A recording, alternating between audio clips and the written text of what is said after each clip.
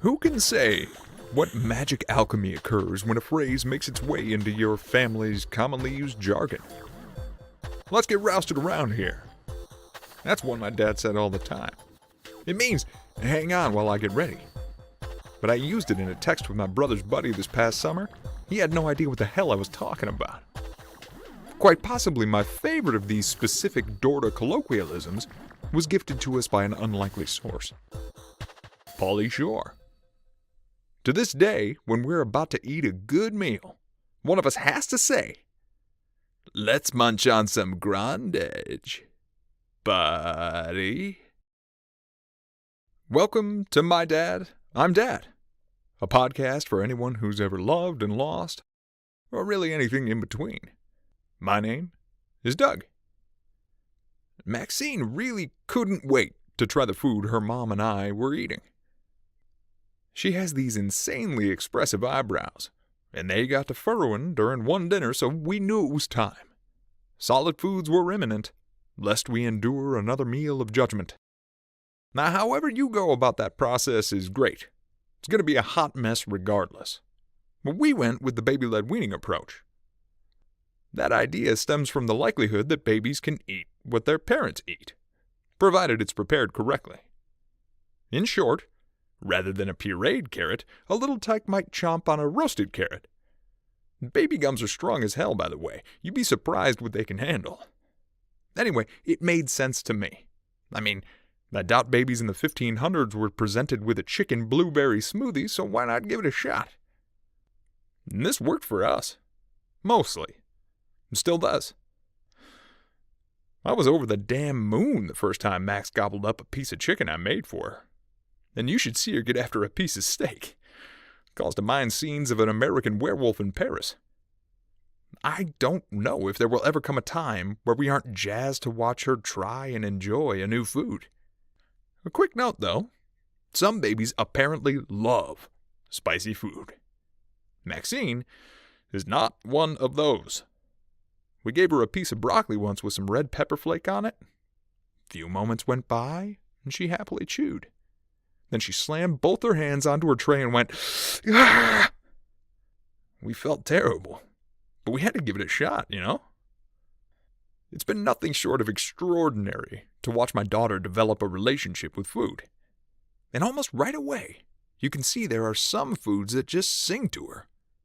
And some that must sing a damn symphony. I can't imagine why she'd coat her whole head and body with them otherwise. I don't know if there are hair follicle benefits to yogurt soaks, but if there are, this kid, she's going to reap them. And more than her love of the food itself, I'm completely enamored by how much she engages with food preparation. If you're making a meal, she wants to be right there. She observes, then checks to make sure the seasoning game is on point. No one wants a bland vegetable. You know, they say the eyes are the window to the soul. For the Dordas, the kitchen is the bivouac of tradition. Dad and Mom both loved to cook, and I was the extremely happy beneficiary of their efforts. Now, Dad could get down on something as simple as a microwaved salami sandwich, but he always connected food to experiences. This was no mere salami sandwich. It was a portal to another time. You could see him feeling the comfort of those moments in his life when he tucked in. So most food made in the house wasn't just a dish. It was a plate of memory served with a side of story that you could wash down with an ice-cold glass of how the hell did those flavors go together so well? But what good is a memory? Reminiscing if you don't share it with someone. Well, that's no good at all. You have to pass it down to a trusted source if you want to be certain the impact of a thing will be impressed on future generations. Therein lies the cool thing about cooking.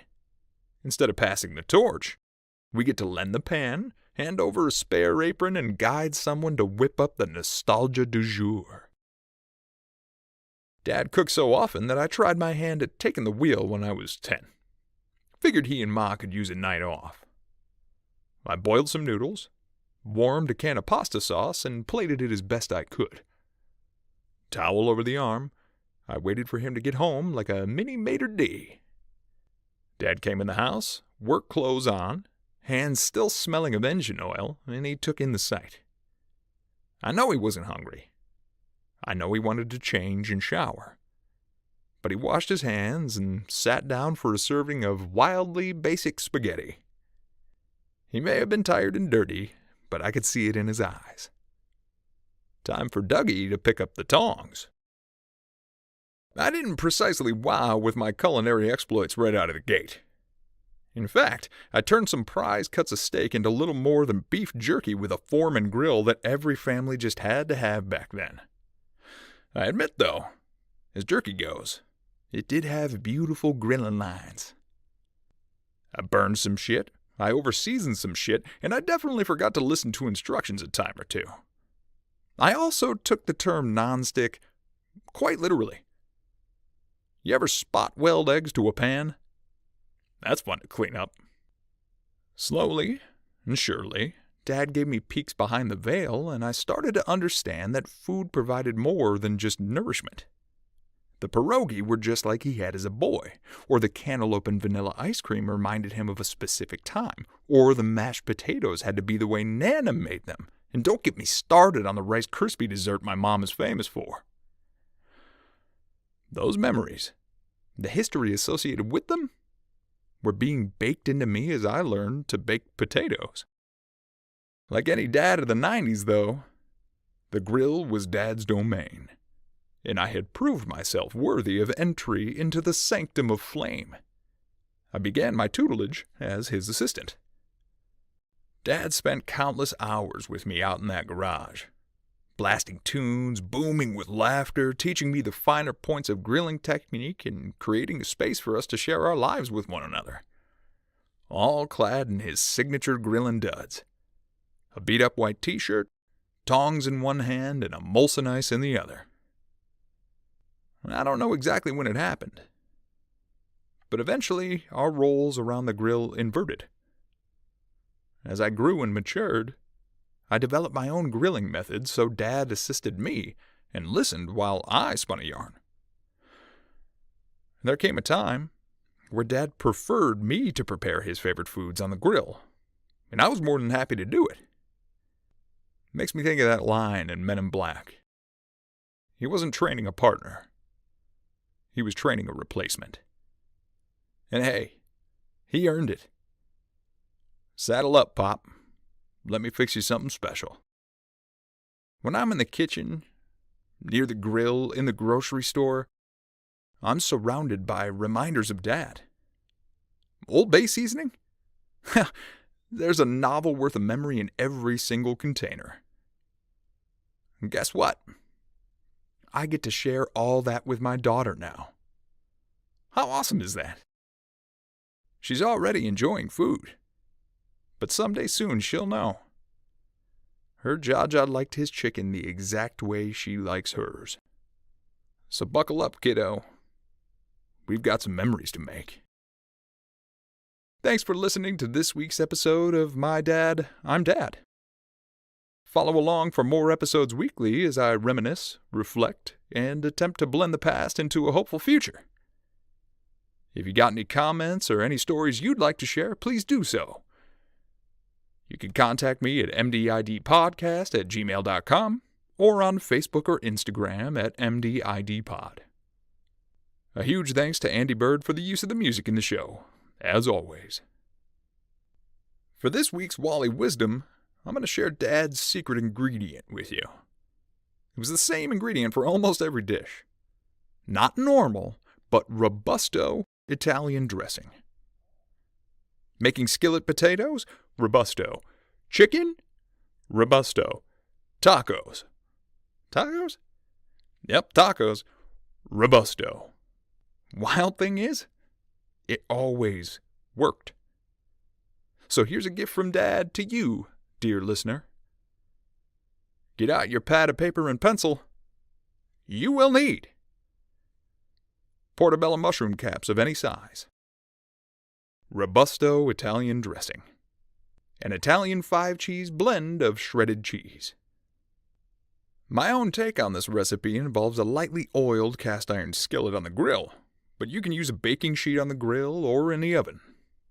Do you? Either way, oven or grill, 400 degrees will do the trick. Wash and destem the mushroom caps. Place them cap down on the cooking surface of your choosing and pop that on your heat source for roughly 5 minutes, or until the underside of the cap starts to release moisture. Now shake the ever-loving hell out of your Robusto and squeeze some into each mushroom cap. Close the lid and allow to cook for another few minutes. Now, place a heaping helping of the cheese blend into each cap and close the lid. When the cheese fully melts and begins to brown, remove from the heat, allow to cool, and serve. There you have it. A way to bring my dad to your table. Of course, he'd just be thrilled for you to make anything that matters to you. Salami sandwich, anyone? I'll see you next time, folks.